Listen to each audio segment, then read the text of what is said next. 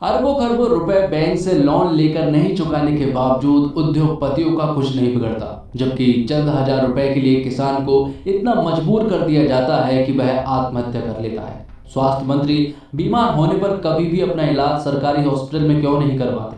इन तमाम बातों के इर्द गिर्द जवान की कहानी चुनी गई है। ये बातें नई नहीं हैं, कई फिल्मों के जरिए उठाई गई हैं, लेकिन स्क्रीन प्ले कुछ ऐसा लिखा है कि दोहराई गई बातें फिर अच्छी लगती हैं। तो दोस्तों, आज हम एक्सप्लेन करने वाले हैं जवान मूवी को। तो वीडियो को जरूर करते हैं, और अगर वीडियो अच्छा लगे तो वीडियो को लाइक जरूर कीजिएगा, और इसी तरह की वीडियोस पाने के लिए आप हमारे चैनल को भी सब्सक्राइब कीजिएगा, ताकि आपको इसी तरह के लेटेस्ट और फ्रेश कंटेंट मिलते रहे। तो फिल्म की कहानी शुरू होती है 1986 से, जहां पर कि हम एक आदमी को अधमरी हालत में एक नदी में तैरता हुआ देख पाते हैं। और यहीं के कबीले के कुछ लोगों की नजर जब उस आदमी पर पड़ती है, तो वो उस आदमी को अपने घोड़े पर डालकर अपने कबीले में ले आते हैं। वो कबीला बहुत छोटा था और उसमें रहने वाले लोग भी कम थे, लेकिन वो खुश रहते थे। और साथ ही यहाँ पर हम उस आदमी को देख पाते हैं जहाँ पर कि प्राचीन युग में जिस तरह से इलाज किए जाते थे, उसी पद्धति से उसका भी इलाज किया जा रहा था। उसके शरीर में 5 गोलियां लगी हुई थी। गोलियां तो निकाल दी गई थी और धीरे धीरे वो रिकवर भी हो रहा था, लेकिन अचानक से उनके कबीले में कुछ हमलावर अटैक कर देते हैं, और देखते ही देखते वो हमलावर उन कबीले वालों को जान से मारना शुरू कर देते हैं। वो हमलावर उन कबीले वालों को बेरहमी से मार रहे थे, और कबीले वाले बस अपनी जान बचाकर भाग रहे थे। लेकिन तभी एंट्री होती है यहाँ पर उनके मसीहा की, जिसकी उन्होंने जान बचाई थी। अब वही उनका मसीहा बनकर बाहर निकला है, और यहाँ पर वो उन सारे हमलावरों को अकेला ही मार गिराता है। वैसे तो वो हमलावर बहुत सारे थे, लेकिन वो अकेला ही सभी को मार डालता है। कबीले वालों को उनका मसीहा तो मिल गया था, लेकिन उस मसीह को अपना नाम तक नहीं मालूम था, मतलब कि उसकी याददाश्त जा चुकी थी। यहीं पर एक छोटा सा लड़का था जो कि उनसे कहता है कि जब मैं बड़ा हो जाऊंगा तो मैं जरूर पता करूंगा कि आप कौन है। जिसके बाद कहानी 30 साल आगे मुंबई में शिफ्ट होती है, जहां पर कि हम एक मेट्रो ट्रेन को देख पाते हैं, जिसमें कि 376 पैसेंजर थे। सभी लोग अपने किसी ना किसी काम से जा रहे थे, लेकिन किसी को क्या मालूम कि ये मेट्रो ट्रेन तो बस हाईजैक होने वाली है। इस मेट्रो ट्रेन में भले ही 376 पैसेंजर थे, लेकिन इन पैसेंजरों में 6 लड़कियां ऐसी थी जो कि इस मेट्रो ट्रेन को हाईजैक कर लेती हैं। किसी ने सोचा भी नहीं था कि ये नॉर्मल से दिखने वाली 6 लड़कियां उन्हें बंधक बना लेगी। और यहीं पर इन 6 लड़कियों के चीफ को भी दिखाया जाता है, जो कि मेट्रो ट्रेन के अगले स्टेशन पर इस मेट्रो ट्रेन का इंतजार कर रहा था। दरअसल में ये सारी प्लानिंग चीफ की ही होती है। ये 6 लड़कियां चीफ के अंडर में ही काम करती है, और इस मेट्रो ट्रेन में जितने भी पैसेंजर थे, उन पैसेंजरों में एक पैसेंजर पुलिस वाला था, जो कि उनके ऊपर हमला करने की कोशिश करता है। तो चीफ उसे सबक सिखा देता है और उसे अपना गेटअप देकर उसे एक पोल से बांध देता है। जिसके बाद वो तुरंत ही कंट्रोल रूम में कॉल करता है और ऑफिसरों से नेगोशिएट करना शुरू करता है। तो नेगोशिएट करने के लिए जो ऑफिसर आती है, उनका नाम नर्मदा होता है। तो चीफ उनसे कहता है कि आपको 5 मिनट के अंदर अपने रूम में एग्रीकल्चर मिनिस्टर को बुलाना होगा, क्योंकि मुझे सिर्फ उनसे ही बात करनी है और मैं उन्हीं को अपनी सारी डिमांड्स बताऊंगा। तो नर्मदा 5 मिनट के अंदर एग्रीकल्चर मिनिस्टर को अपने रूम में बुलाती है। जिसके बाद चीफ एग्रीकल्चर मिनिस्टर से नेगोशिएट करना शुरू करता है। चीफ उनसे कहता है कि मुझे 40,000 करोड़ चाहिए। ये सुनने के बाद एग्रीकल्चर मिनिस्टर कहता है कि इतना तो हम अरेंज नहीं कर पाएंगे। जिस पर कि चीफ उनसे कहता है कि इसका सॉल्यूशन भी मेरे पास है। मैं तुम्हें एक ऐसे बिजनेसमैन का नंबर दे रहा हूं, जिससे तुम अगर 40,000 करोड़ रुपए मांगोगे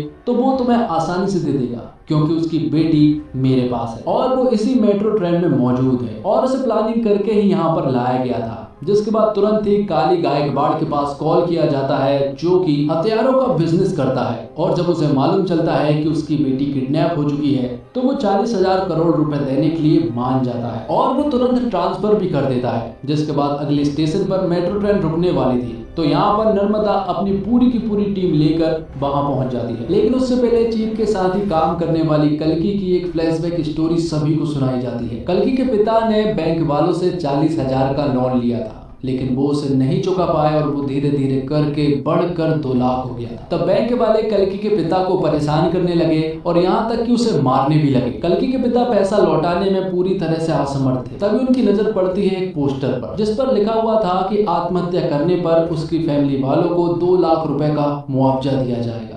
और ये पढ़ने के बाद उनके पास कोई और चारा नहीं था। तब कल्कि के पिता ने एक पेड़ से झूलकर आत्महत्या करने का फैसला कर लिया था। ये देखकर कल्कि पूरी तरह से टूट जाती है, उसे बहुत ज्यादा गुस्सा आया था और उसने बैंक के मैनेजर का सर फोड़ दिया था। जिस वजह से उसे जेल हो गई थी। तो आगे हम देखते हैं कि नर्मदा अपनी पूरी पुलिस फोर्स के साथ अगले स्टेशन पर मौजूद थी। यहाँ पर चीफ भी पूरी तरह से तैयार थे और पैसेंजर में जितने भी लोग थे और जिन लोगों ने कल्कि की स्टोरी सुनी, वो सुनने के बाद अब सभी लोग चीफ का साथ देने के लिए मान गए थे और सभी ने चीफ वाला मास्क भी पहन लिया था, जिस वजह से नर्मदा की टीम किसी को भी नहीं पकड़ पाई और चीफ की पूरी टीम यहाँ से आसानी से निकल गई।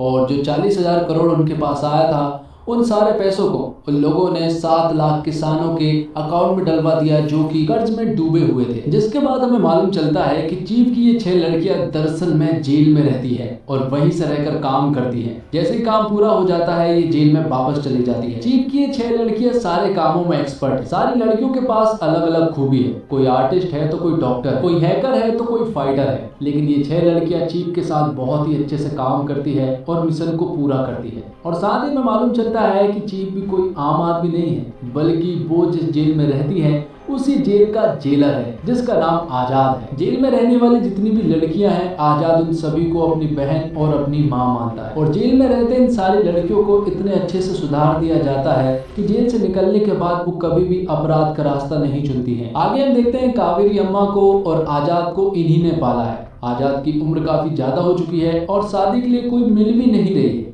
इसलिए वो एक लड़की को देखने के लिए चाहते हैं। लेकिन यहाँ पर वो लड़की तो नहीं आती है, लेकिन उस लड़की की लड़की आती है जिसका नाम सुजी होती है। वो कहती है कि मेरी माँ बहुत बिजी रहती है, इसलिए उनकी जगह पर उन्होंने मुझे भेजा है और वैसे भी मुझे भी लड़के को देखना बहुत जरूरी है, क्योंकि जिसे भी वो पसंद करेंगी वो मेरे पापा होंगे और मेरे पापा को मुझे भी सिलेक्ट करना होगा। तो इसी तरह से सुजी और आजाद के बीच बहुत सारी बातें होती हैं। दोनों एक दूसरे को खूब पसंद करने लगते हैं और आगे में मालूम चलता है कि दरअसल में सुजी जिसकी बेटी है वो कोई और नहीं बल्कि नर्मदा होती है और उन्हें देखकर आजाद पूरी तरह से शॉक्ड रह जाता है। लेकिन नर्मदा को भी यहाँ पर आजाद काफी अच्छा लगा था, क्योंकि सुजी को आजाद बहुत ज्यादा पसंद था, इसलिए यहाँ पर नर्मदा को भी आजाद पसंद आता है। धीरे धीरे करके आजाद और नर्मदा भी एक दूसरे को खूब पसंद करने लगते हैं। दोनों की एंगेजमेंट भी हो जाती है और फिर कुछ ही दिनों के बाद उनकी शादी भी होने वाली थी। जिसके बाद सीन शिफ्ट होता है और हम देख पाते हैं आजाद के एक दूसरे मिशन को, जहाँ पर की 6 लड़के उसके साथ थी और इस बार उनका टारगेट था health minister. Health minister speech दे रहा होता है कि अगर मुझे गोली भी लग जाएगी तब भी वो सरकारी हॉस्पिटल में ही जाएगा, क्योंकि उसने सरकारी हॉस्पिटल की कंडीशन कुछ इस प्रकार बनाकर रखी है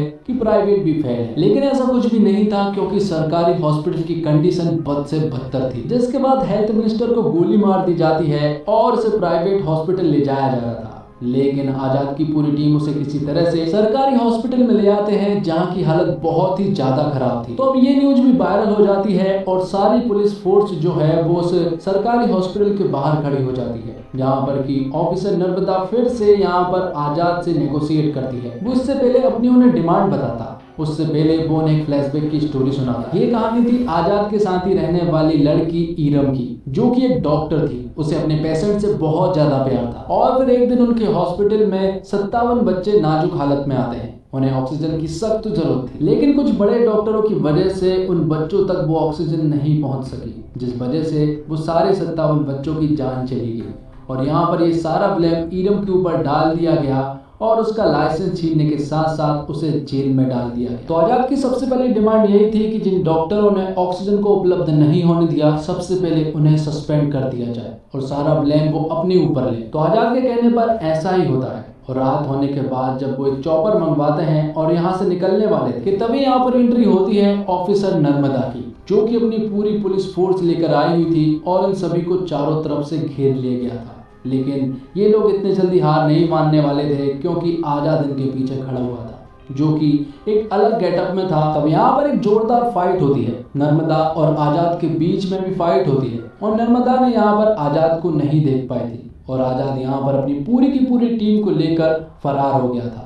नर्मदा को किसी भी हालत में आजाद और उसकी पूरी की पूरी टीम को ढूंढना था, जबकि कुछ दिनों के बाद उसकी और आजाद की शादी होने वाली है और यहाँ काली गायकवाड़ हथियारों के बिजनेस के लिए रसिया जाने वाला था। तो काली अपना सारा कारोबार अपने छोटे भाई को सौंप कर रसिया चला जाता है और यहाँ दूसरी तरफ नर्मदा और आजाद की शादी हो जाती है। दोनों बहुत खुश थे और इनसे भी ज्यादा खुश थी उनकी बेटी सुजी। और पहली ही रात यहाँ पर आजाद नर्मदा को सब कुछ सच बताने वाला था। उसने पहले भी कोशिश की थी उसे बताने की, लेकिन हर बार वो नाकामयाब हुआ था। इस बार भी वो बताने वाला था, लेकिन नर्मदा के ऑफिसर ईरानी ने पहले ही पता कर लिया था कि आजाद कौन है और ये सारी बातें उसने कॉल पर नर्मदा को बता दी थी। तो नर्मदा जैसे ही आजाद को शूट करने के लिए उसके पास जाती है, तभी उनके ऊपर एक जोरदार हमला हो जाता है। यहाँ पर हम देख पाते हैं कि दरअसल में काली गायकवाड़ के भाई ने उन दोनों को बंधक बना लिया था और उसने यहाँ पर नर्मदा को गोली भी मार दी थी और वो आजाद को भी बेरहमी से मार रहे थे। और जैसे ही आजाद को वो जान से मारने ही वाले होते हैं कि तभी यहाँ पर किसी आदमी की एंट्री होती है, जो कि काली के आदमी को बुरी तरह से उड़ाता हुआ आ रहा था। और ये कोई और नहीं बल्कि आजाद की तरह दिखने वाला ही एक आदमी था, और जो कि आजाद के पिता है और उनकी भी एक बैक स्टोरी है। और काली के भाई के पूछने पर वो उन्हें बताते हैं कि मेरा नाम विक्रम राठौर है। और यहाँ पर आते से ही वो पूरी तरह से मारने लगते हैं और अपने बेटे आजाद और नर्मदा को बचा लेते हैं। बात दूसरी तरफ हम देखते हैं काली को, जो कि रसिया में हथियारों की डीलिंग कर रहा था। वो यहाँ पर बहुत सारे देशों के कुछ मेंबर्स थे, उनसे कह रहा था अब आपके देश में फैक्ट्री खोलोगे तो आपके देश के लोग ही प्रोटेस्ट करके आपकी फैक्ट्री को बंद करवा देंगे, लेकिन इंडिया इसके लिए पूरी तरह से सेफ है और वहाँ सब कुछ कब्जे में करने के लिए हमें चाहिए होगी वहाँ की सरकार और वहाँ का जीतना होगा चुनाव, और उसके लिए चाहिए होगा ढेर सारा पैसा। मैं 20% देने के लिए राजी हूँ। और यहीं पर एक बहुत बड़ा विलन था, वो कह रहा था कि मैं 80% देने के लिए राजी हूँ। तभी यहाँ पर काली को मालूम चलता है कि उसके छोटे भाई को आजाद ने मार दिया है और ये देखकर वो पूरी तरह से शॉक्ड रह जाता है। यहाँ दूसरी तरफ नर्मदा को किसी भी हालत में आजाद के बारे में पता करना था, क्योंकि उसने उसका और उसकी बेटी का दिल तोड़ा है। इसलिए ईरानी के साथ प्लानिंग करके वो जेल में जाना चाहती है और इन 6 लड़कियों के द्वारा आजाद के बारे में सब कुछ पता करना चाहती है। तो वो लोग ऐसा ही करते हैं, वो लोग नर्मदा को किसी तरह से जेल में पहुंचा देते हैं और उन 6 लड़कियों के द्वारा आजाद की स्टोरी पता करना शुरू करती है। तो वो लड़कियां कहती है कि तुम्हें आजाद को जानने से पहले विक्रम राठौर की स्टोरी को जानना जरूरी होगा। तब वो लोग विक्रम राठौर की स्टोरी को बताना शुरू करती है और ये कहानी पहुंच जाती है 1986 में, जहाँ पर कि हमें विक्रम राठौर और उसकी पत्नी ऐश्वर्या को दिखाया जाता है, जो कि एक दूसरे से बहुत ज्यादा प्यार करते हैं। और यहाँ हमें मालूम चलता है कि विक्रम राठौर स्पेशल ऑप्स का एक सोल्जर है और उसे अर्जेंट यहाँ पर किसी काम से बुलाया गया है। उसे बताया जाता है कि बॉर्डर के उस पार 32 लोगों की एक टीम गई थी, लेकिन उन सारे लोगों को दुश्मनों ने मार गिराया है। हमने एक और टीम भेजी थी, लेकिन उनमें से आधे लोग मर गए हैं और आधे लोगों को उन्होंने बंधक बना लिया गया। तो अब वो लोग स्पेशल ऑप्स के सोल्जरों की मदद लेना चाहते हैं और उन बंधकों को वहां से छुड़ाना चाहते हैं। तब यहाँ पर विक्रम राठौर की टीम पहुंच जाती है बॉर्डर के उस पार, जहाँ पर कि ये लोग सिर्फ 6 लोग थे और ये 6 ही काफी थे। वो वहां पहुंचने के बाद दुश्मनों से लड़ाई करना शुरू तो कर देते हैं, लेकिन बीच लड़ाई में इनकी बंदूक काम करना बंद कर देती है। और ऐसा भी नहीं था कि सिर्फ एक सोल्जर की बंदूक ने काम करना बंद कर दिया था, इन 6 सोल्जरों की बंदूक ने काम करना बंद कर दिया था। इसके बावजूद उन्होंने ये लड़ाई जीत ली थी और वहां के सारे बंधकों को बचा लिया था। तो आगे एक इंक्वायरी बैठती है, क्योंकि MI436 गन को काली गायकवाड़ आर्मी को देता है और उसी की वजह से जो दल बॉर्डर के पार गया था उन सभी की गन ने भी काम करना बंद कर दिया था और इसी वजह से वो सारे सोल्जर्स मारे गए थे। तो इस वजह से काली गायकवाड़ के साथ आर्मी ने काम करना बंद कर दिया था और उसकी सारी गन को सीज भी कर दिया गया था। लेकिन काली गायकवाड़ को ये बिल्कुल भी देखा नहीं गया और जब विक्रम राठौर और उसकी पत्नी ऐश्वर्या घर पर अकेले थे तो काली गायकवाड़ अपनी पूरी टीम को लेकर उनके ऊपर हमला कर दिया, जिस वजह से उसने काली गायकवाड़ को तो एरोप्लेन में ले जाकर उसे 5 गोलियां मारकर पानी में गिरा दिया था। सभी ने सोचा था कि वो मर गया था, जिसके बाद काली गायकवाड़ ने ऐश्वर्या को भी किसी तरह से फंसा दिया था। विक्रम राठौर को देश का गद्दार घोषित करवा दिया था और ऐश्वर्या को उसके साथ देने के जुर्म में उसे भी, जिस वजह से ऐश्वर्या को फांसी दी जाने वाली थी। और जब उसे फांसी दी जा रही थी तभी अचानक से ऐश्वर्या बेहोश हो जाती है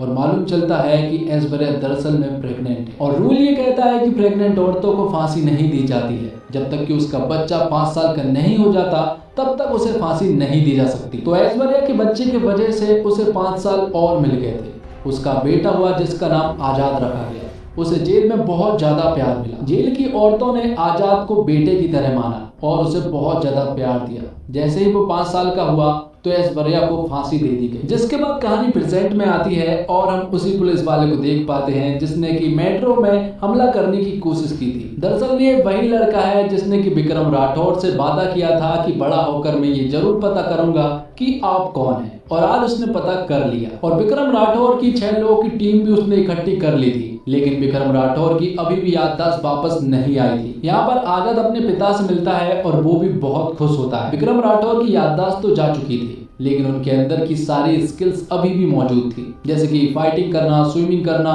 कुकिंग करना, शूटिंग करना, सब कुछ मौजूद था। अब जेल में आजाद की उन 6 लड़कियों ने जब यहाँ पर नर्मदा को स्टोरी सुनाई तो नर्मदा की भी आंखें नम हो गई थी। वो यहाँ पर उनका साथ देने के लिए राजी तो हो गई थी, लेकिन यहाँ पर हम देख पाते हैं कि ईरानी की दरअसल में ये सारी चाल थी, क्योंकि ईरानी जो है वो यहाँ पर काली के लिए काम करता है और पल पल की न्यूज उसे देता था। तो ईरानी आजाद की उन 6 लड़कियों के साथ साथ यहाँ पर नर्मदा को भी मारने वाला था और साथ ही सुजी को भी, लेकिन वहां पर आजाद के पिता विक्रम राठौर सुजी को बचा लेते हैं और यहाँ दूसरी तरफ आजाद यहीं पर आकर इन सारी लड़कियों को भी बचा लेता है, क्योंकि ये जेल उसी का था, इसलिए यहाँ की सारी औरतों ने आजाद का साथ दिया और ईरानी को मार गिराया। लेकिन उससे पहले ईरानी ने इन 6 लड़कियों में से एक लड़की को गोली मार दी थी जिसका नाम लक्ष्मी था, और यहाँ पर काफी कोशिश की थी उसे बचाने की, लेकिन वो उसे नहीं बचा पाया। आगे हम देखते हैं कि आजाद एक प्लान बनाता है, क्योंकि काली गायकवाड़ का ढेर सारा पैसा कंटेनरों से भरकर आने वाला था।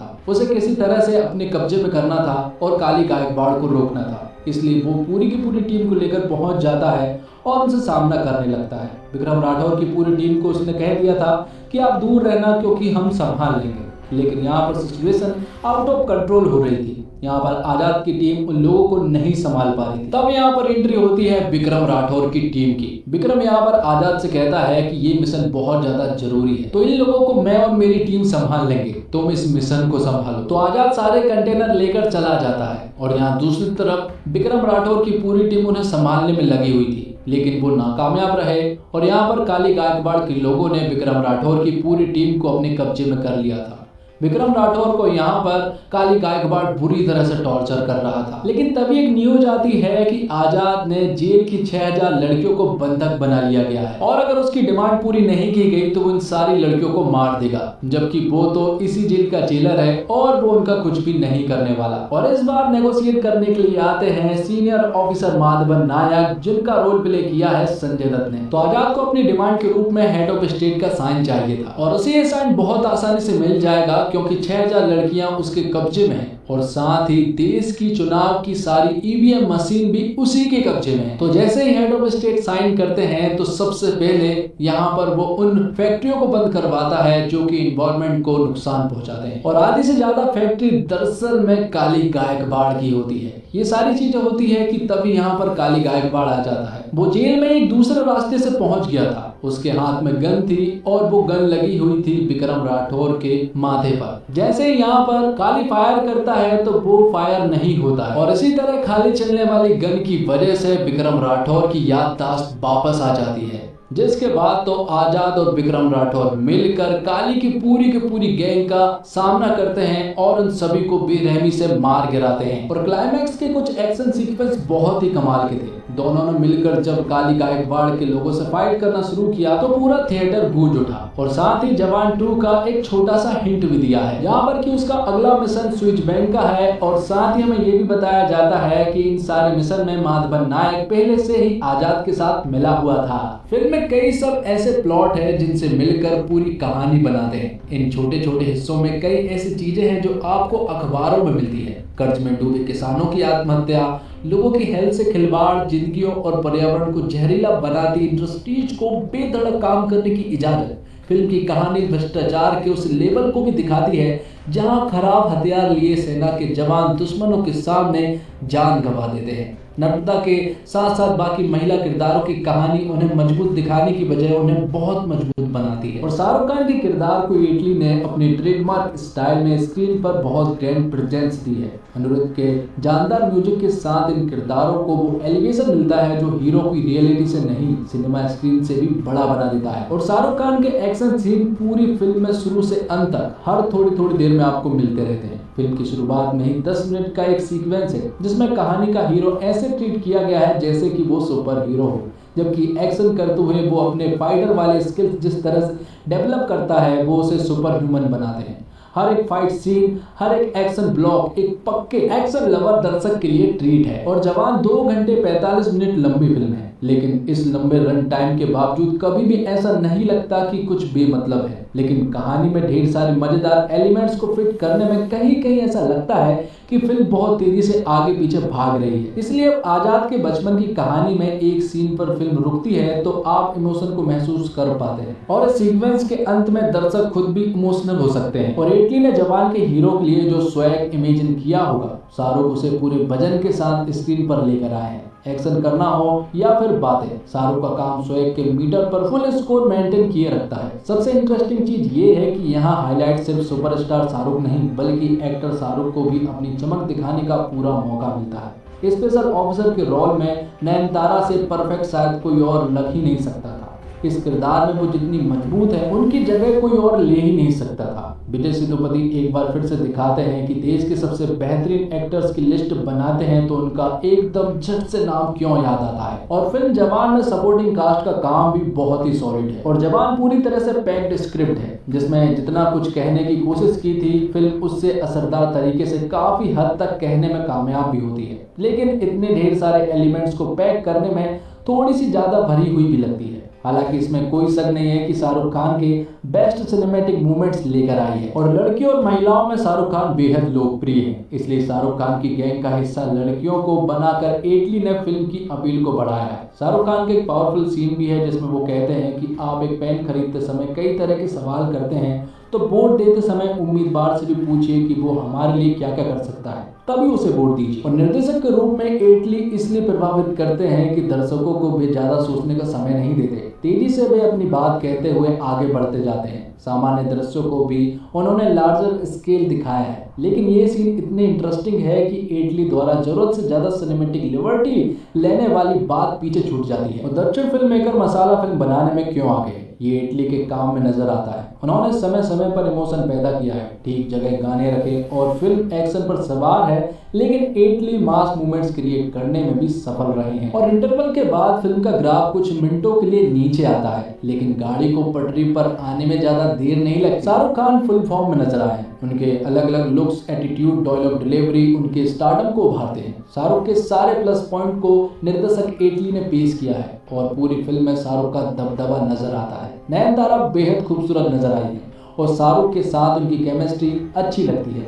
उनके किरदार के तीखे तेवर नयनतारा के अभिनय में नजर आते हैं और एक्शन सीन्स भी उन्होंने काफी सफाई के साथ किए हैं। और बात करें विजय सेतुपति की तो विजय सेतुपति विलन के रूप में अपनी छाप छोड़ते हैं। वे प्यारे विलन हैं, लेकिन अपनी एक्टिंग के जरिए किरदार को वो इस तरह से पेश करते हैं कि दर्शक उन पर कोई रहम नहीं करना चाहते। उनकी डायलॉग डिलीवरी अलग किस्म की है। दीपिका पादुकोण और संजय दत्त स्पेशल अपीयरेंस में फिल्म की स्टार वैल्यू में इजाफा करते हैं। दूसरे कलाकारों को ज्यादा अवसर नहीं मिले, जिससे प्रियामणि, सानिया मल्होत्रा, सुनील ग्रोवर जैसे कलाकार भी साइडलाइन पर खड़े दिखाई देते हैं। अनिरुद्ध द्वारा संगीत प्रद एक दो की ठीक है, लेकिन बैकग्राउंड म्यूजिक फिल्म की अपील को बढ़ाता है। सिनेमेटोग्राफी लाजवाब है, एडिटिंग शानदार है और प्रोडक्शन वैल्यू रिच है। टेक्निकल डिपार्टमेंट्स का काम ऊंचे दर्जे का है। जिस मासी और पैन इंडिया सिनेमा की बात होती है उस अपील को जवान ज्यादातर समय उचित ठहराती है। तो फिल्म का फर्स्ट हाफ बेहद ही कसा हुआ और बहुत सारे सरप्राइज से भरा हुआ है। फिल्म में कई सारे ट्विस्ट एंड टर्न है और यही वजह है कि आपको कहीं भी कहानी में बोरियत महसूस नहीं होगी। पहले सीन से आपको बांधे रखती है और फिल्म के हर एक हिस्से में सरप्राइज है जो आपके भीतर अब आगे क्या होगा वाली उत्सुकता को बनाए रखते हैं। फिल्म सिर्फ एक कहानी में नहीं चलती बल्कि छोटे छोटे हिस्से में कई कहानियां हैं। एक सवाल जो फिल्म की रिलीज से पहले सामने आया था कि कई सारे कलाकारों को आप कब देखेंगे और कब मिस कर देंगे ये पता ही नहीं चल पाएगा, क्योंकि इस फिल्म में बहुत सारे एक्टर्स हैं, लेकिन जवान में इन एक्टर्स के साथ ही दीपिका पादुकोण और संजय दत्त जैसे सरप्राइज फैक्टर भी हैं और सभी को पर्दे पर देखने में मजा आता है। अगर आप पठान में शाहरुख का एक्शन देखकर खुश हुए हैं तो बता दूं वो तो सिर्फ टीजर था, पिक्चर अभी बाकी है मेरे दोस्त, और वो पिक्चर आपको जवान में दिखेगी। फिल्म के एक्शन सीक्वेंस बेहतरीन है, वही बैकग्राउंड म्यूजिक के एटली मास्टर हैं। उन्हें अच्छे से पता है कि यही वो सबसे अहम चीज है जो सिनेमा हॉल में बैठे दर्शक के मूड को बना और बिगाड़ सकती है। निर्देशक एटली मासी इंटरटेनर फिल्मों के बादशाह हैं और उन्होंने जवान में वही बादशाह दिखाई है। फिल्म का एक्शन हो या फिर उसकी कहानी और इमोशनल सीन को दर्शाने का तरीका, साउथ की फिल्म का अपना एक रॉ एंड रस्टिक स्टाइल है जो उत्तर भारत के दर्शकों को खूब पसंद आ रहा है। जवान में वही अंदाज देखने को मिलता है। और निर्देशन की बात करें तो एटली की यह फिल्म हर तरह तरह से मसालेदार है, मगर निर्देशक ने उसमें 30 साल का लिप लेकर उसे आज के दौर के मुद्दे से जोड़ा है। किसानों की दुर्दशा और आत्महत्या का मुद्दा हो या फिर सरकारी अस्पतालों की बदहाली, आम आदमी सिस्टम के कुचक्र में कैसे फंसता है, इसे एटली ने एक्शन इमोशन के साथ परोसा है। फिल्म में दो कहानियां समांतर ढंग से चलती है, जिसमें शाहरुख खान नयनतारा वर्तमान में और शाहरुख दीपिका अतीत में। हालांकि एटली की फिल्म में कई टर्न और ट्विस्ट हैं, इंटरवल का पॉइंट भी दिलचस्प है, मगर कई जगह पर निर्देशक सिनेमैटिक लिबर्टी लेने से नहीं चूके। कहीं कहीं पर फिल्म मेलोड्रामिक भी होती है, मगर किरदार उसे निभा ले जाते हैं। किसान का बेबस होकर फांसी लगाने का दृश्य हृदय विदारक है। रोंगटे खड़े कर देने वाले दृश्य में देश दुनिया से एक साथ आए 6 एक्शन निर्देशकों का जलवा साफ मालूम पड़ता है। और एटली द्वारा लिखित पटकथा आकर्षक और मनोरंजक है। हाँ, फिल्म का रन टाइम लंबा 2 घंटा 45 मिनट है। बेटे को हाथ लगाने से पहले बाप से बात कर मच्छर मारने की 5 घंटे चलने वाली क्वाइल के बारे में आप इतनी पूछताछ करते हैं, मगर 5 साल चलने वाली सरकार से कोई नहीं पूछताछ करता। जैसे सुमित अरोड़ा के लिखे संवाद सीटी मार साबित होते हैं। और प्री क्लाइमेक्स जनता को सही सरकार चुनने के संदेश के साथ आगे बढ़ता है, और क्लाइमेक्स गाने के साथ, और अंत में सीक्वल का इशारा भी मिलता है। संगीत की बात की जाए तो जिंदा बंदा चलिया जैसे गाने भी चार्ट बस्टर हो चुके हैं। और एडवांस बुकिंग की सुनामी ही नहीं, बल्कि ऑडियंस के रिएक्शन भी बता रहे हैं कि ये हर तरह से शाहरुख खान की फिल्म है। पिता पुत्र के डबल रोल में से एसआर की पूरी फिल्म में छाए हुए हैं। शाहरुख खान एक समर्थक अभिनेता तो है ही, मगर इस बार उनके लुक्स, कॉस्ट्यूम और बॉडी लैंग्वेज के भी कई अंदाज है, जिन्हें वे कमाल ढंग से निभाते हैं और दर्शकों को मंत्रमुग्ध करते चले जाते हैं। एक्शन दृश्यों में उनकी फ्लेक्सिबिलिटी देखने योग्य है। हाईजैक वाला उनका बोल्ड लुक और पाउडर झाड़ने वाला उनका स्टाइल पहले से ही चर्चा का विषय बना हुआ है। शिकार के साथ उनका भूरे बाल वाला ओल्डर वर्जन बहुत वजनदार है। और जवान को अगर किंग खान का अब तक का सबसे बेस्ट अवतार कहा जाए तो गलत नहीं होगा। और एक्शन हीरोइन के रूप में नयनतारा पूरी चपलता और स्वैग के साथ प्रस्तुत होती है। हालांकि शाहरुख संग केमिस्ट्री के मामले में दीपिका पादुकोण बाजी मार ले जाती है। विलन काली के रूप में विजय सेतुपति जितने निर्मम और खूंखार नजर आते हैं, उतने ही फनी भी लगते हैं। वे लगातार विलन और हीरो की लड़ाई को जारी रखते हैं। और स्पेशल अपीयरेंस में ऐश्वर्या की भूमिका में दीपिका पादुकोण फिल्म में 4 चांद लगा देती है। वहीं सान्या मल्होत्रा और प्रियामणि अपनी छोटी छोटी भूमिकाओं में भी छाप छोड़ने में कामयाब रहती है। एजाज खान, सुनील ग्रोवर, रिद्धि डोंगरा जमे हैं। गर्ल गैंग के रूप में सपोर्टिंग कास्ट भी अच्छा है। और शाहरुख खान ने इस साल की शुरुआत पठान से ऐसी की कि बॉक्स ऑफिस पर तबाही मचा दी। लगभग आधा साल बीत जाने के बाद शाहरुख अब जवान बनकर लौटे हैं। पठान की सफलता पर कई लोगों ने कहा कि स्टार पावर चल रहा है, लेकिन कहते हैं ना काट की हांडी बार बार नहीं चढ़ती। और बेहद इंटेलिजेंट एक्टर माने जाने वाले शाहरुख ने जवान के जरिए ये साबित कर दिया कि उन्हें मास इंटरटेनर चुनना आता है। अपनी इस साल की दूसरी रिलीज के जरिए शाहरुख एक ऐसी फिल्म लेकर आए हैं जो सही मायने में जनता की मसाला एंटरटेनर है। शाहरुख खान, नयनतारा और विजय सेतुपति स्टारर इस फिल्म के जरिए साउथ की निर्देशक एटली ने एक बढ़िया फिल्म सामने परोसी है, जिसमें सब कुछ सिर्फ शाहरुख खान के कंधों पर नहीं, बल्कि फिल्म का करिश्मा भी आपको खूब देखने को मिलेगा। तो दोस्तों, इसी के साथ ये फिल्म यहीं पर खत्म होती है और ये एक्सप्लेनेशन भी यहीं पर खत्म होता है। उम्मीद करता हूँ आपको वीडियो पसंद आई होगी। वीडियो पसंद आई हो तो वीडियो को लाइक जरूर कीजिएगा और इसी तरह के वीडियोस पाने के लिए आप हमारे इस चैनल को सब्सक्राइब कीजिएगा, ताकि आपको इसी तरह के लेटेस्ट और फ्रेश कंटेंट मिलते रहे। मिलते हैं एक और अगली वीडियो के साथ, तब तक के लिए आप हमारे चैनल के साथ बने रहिए। धन्यवाद। जय हिंद, जय भारत, जय श्री राम।